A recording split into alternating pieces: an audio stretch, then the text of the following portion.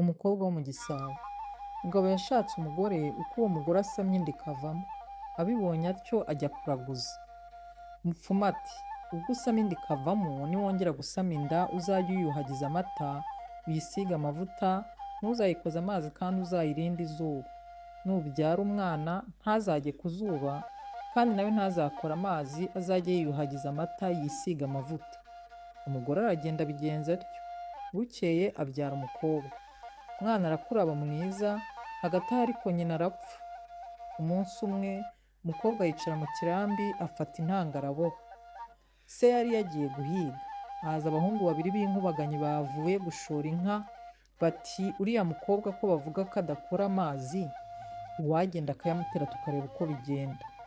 Umwe azana amazi mu ruho, akoramo aramutera.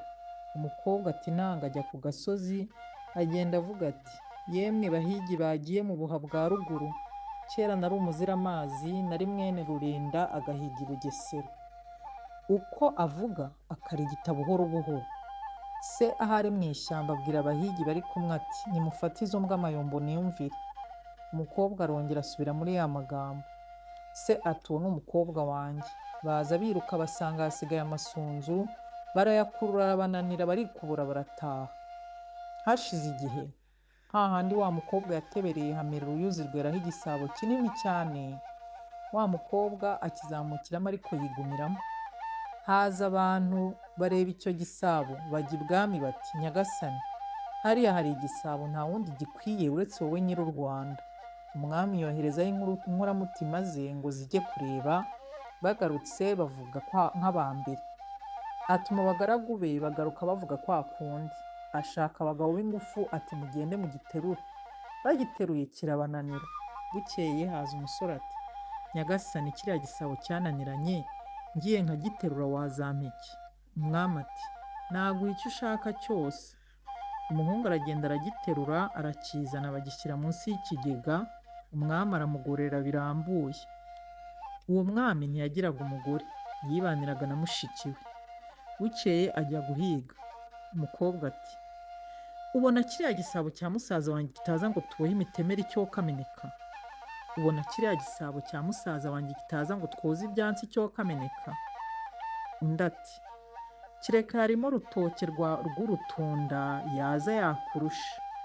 Ati ngwino undushe. Wa mukobwa ava mu gisabo araza, baboha ibyibo aramurusha, bacunda amata aramurusha, bariyuhagira aramurusha, birangiye yisubirira mu gisabo.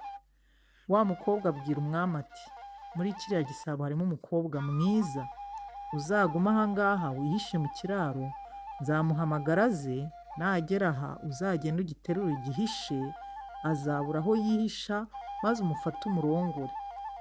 Bukeye umwami ajya mu kiraro yikingiranamo. Wa mukobwa aragenda yicara iruhande rw'ikigega. Asubira muri ya magambo, ahamagara wa mukobwa ngo asohoke mu gisabo. Undi nawe asubiza kwa kundi, ndetse avamo araza bafatanya ya mirimo, arongera aramurusha. Umwami ava mu kiraro, aterura cya gisabo aragihisha.